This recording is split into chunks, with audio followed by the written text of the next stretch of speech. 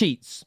That is the first word that came to mind yesterday, not only when Lewis-Skelly received his red card, but the baffling, inconsistent, incoherent babble, waffle that we receive from the VAR, from the PGMOL, gaslighting us football fans into believing their decision was correct. We're going to show you why they're wrong. We're going to show you why they cheated, and some decisions in the Liverpool game, some decisions in the Brighton-Everton game that were equally as crazy.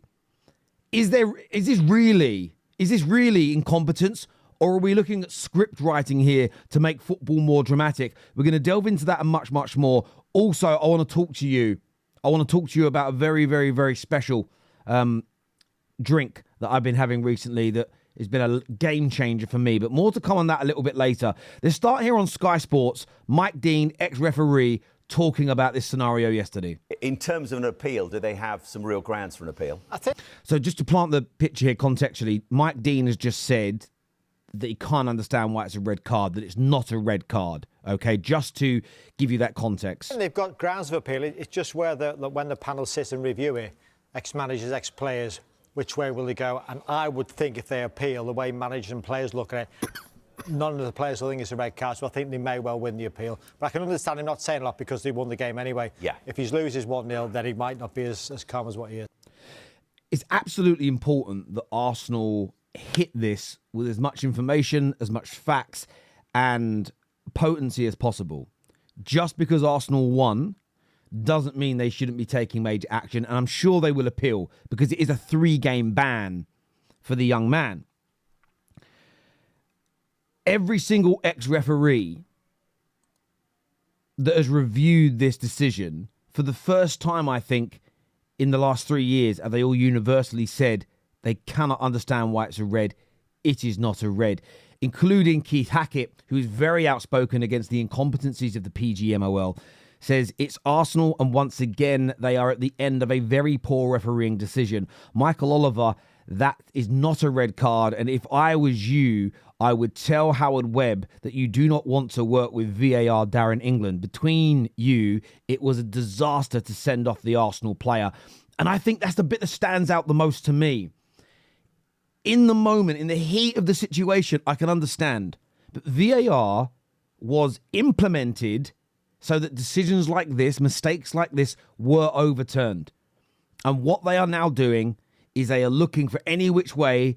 Oh, can we freeze frame it? Can we slow it down? Can we show this angle at a certain speed to justify the referee's decision, as opposed to trying to be accurate? For me, that is one of the biggest issues surrounding refereeing in this country at this particular moment in time, and that was echoed on the BBC by Mark Chapman. Let's take a little look at that. Before we do, I want to speak to you about my mental health. You guys were so important and integral through 2023, 2024, me getting through one of the darkest and most difficult times of my life. I had this cardiophobia, which led to huge levels of anxiety and stress for me. I wasn't sleeping great. I wasn't eating particularly well. And, you know, I'm aging a little bit. I'm in my late 30s, and I just felt the lowest I ever done in my whole life. And what was really important was eating the right types of foods and having the right supplements, sleep, and exercise. And I started my best to work on this. And I'm always looking for ways to improve this part of my life. And I heard of this product. I heard of this drink. I heard of this supplement whilst watching Joe Rogan. And I was absolutely buzzing when they reached out to me a little while back, and that's Magic Mind. And they reached out and said, so they've seen my story online, and they believe their product could help me feel better, sleep better, have more energy.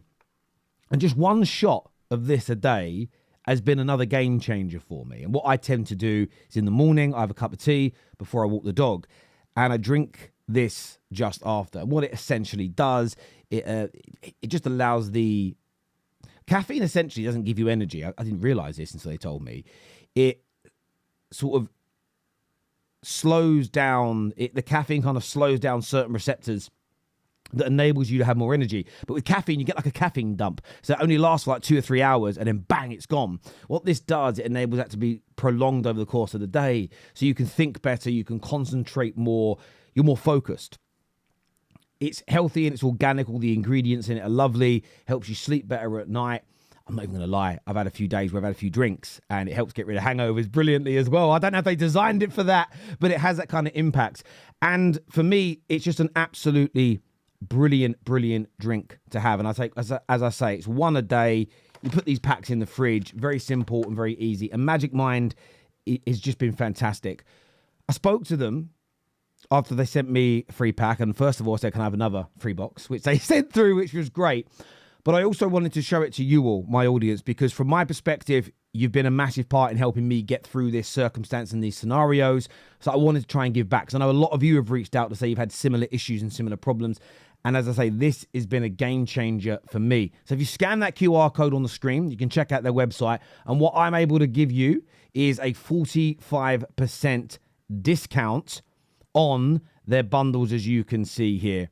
And it does exactly what it says on the tin. Say goodbye to burnout, procrastination, and sleepless nights, and hello to a sharper mind. You can take 1 or 2 delicious shots a day, increase your productivity, etc., etc., etc. And you can try it, as they say, 100% risk-free. It's an amazing product. Go through their website, read a little bit more about them as well. There's all different types of shots. There's ones for the morning, which I've got in my hand, and there's the night shot as well that helps you sleep that little bit better. But as I say, for me, it's just, in 2025, everybody's on a health kick. Everybody's trying to get better. And if you can sleep better at night and if you can focus more during the day, it has such a profound effect on making you just feel so much better individually. Of course, do it alongside a balanced diet and exercise and everything else. But go and check out Magic Mind now. Absolutely amazing stuff. I advocate it. I drink it every single day. So go and take a look.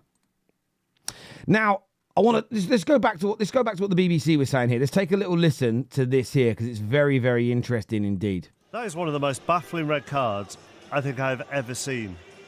And supposedly from our best referee. And I know they will spin their rules whichever way they want to make sure they try and protect themselves. But that is nonsensical. This is why we got VAR. Yeah. And very specifically, 4 things that left.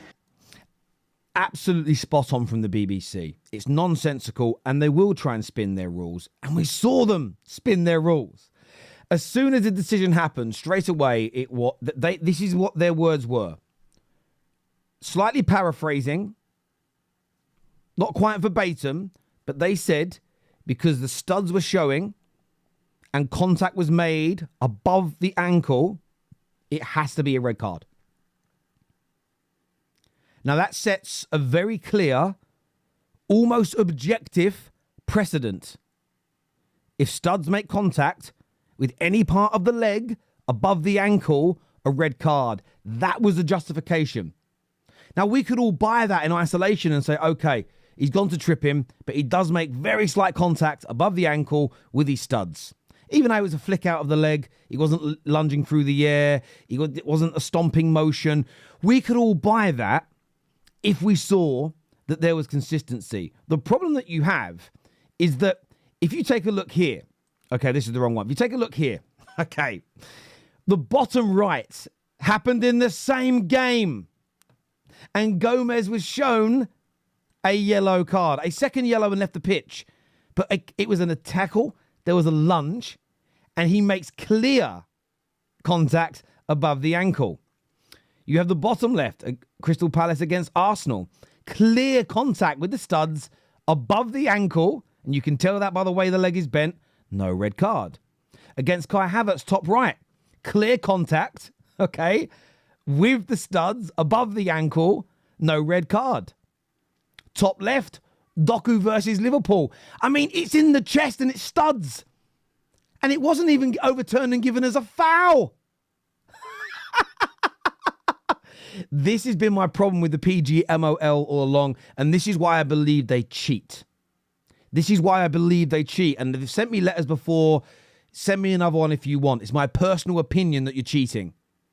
I'm allowed to have a personal opinion, but I'm basing it on your inconsistencies. So if you want to take me to court, if you want to sue me, go for it. When you say it's studs above the ankle, no choice but a red, I raise you 4 of the incidents on this screen. 4 of these challenges on this screen, you didn't apply the same logic. You may then go, some, Terry, are from a few seasons back and the protocol was changed. Then why wasn't Gomez shown a red card? And if you want to talk about serious foul play or being dangerous, what about the Liverpool match? Where Endo takes a knee in the top part of his chest, on basically his collarbone, inches away from his jaw, plus the follow through from Enciso, takes him out. How is that not a red card? When you watch that in real time, it is horrendous, and it is certainly dangerous and above that ankle. They lied, in my personal opinion.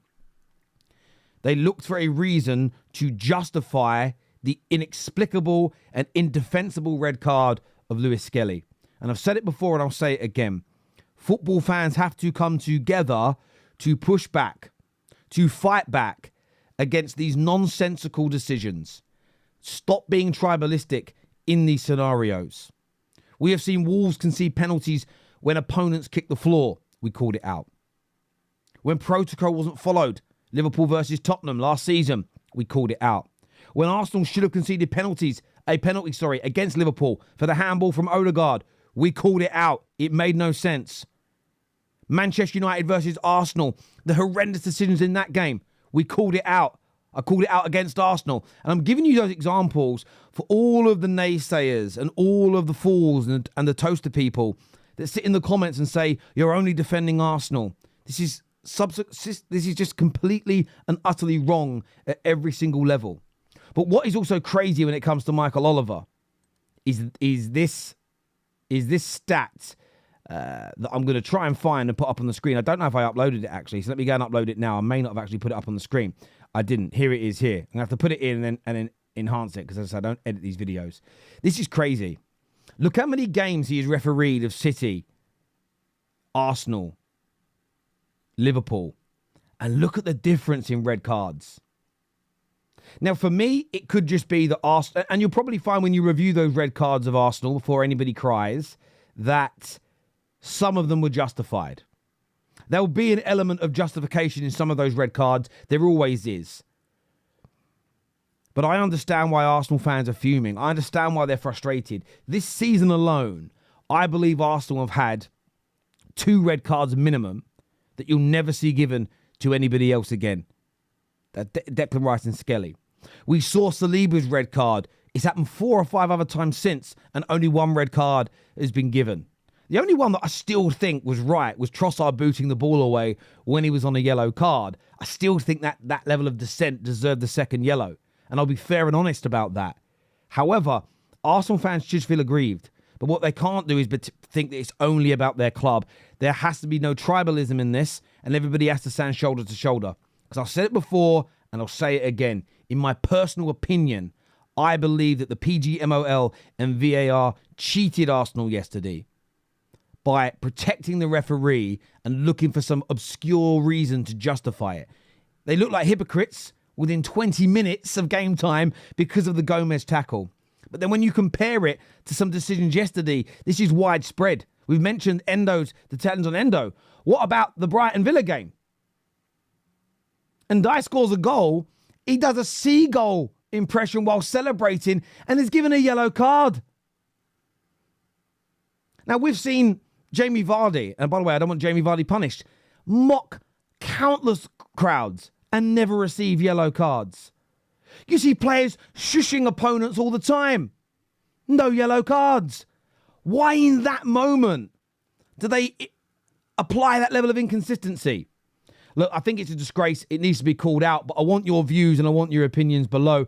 Big shout out to Magic Mind. Go check the website out, scan the QR code, get yourselves these shots, the morning and the evening ones. They're absolutely brilliant. We can give you a 45% discount on that. But what's more important is you go on the website, you read about it. Could it help you focus more at work, sleep better at night, and be part of a really important health kick for you in 2025? Scan the QR code on the screen or click on the link below.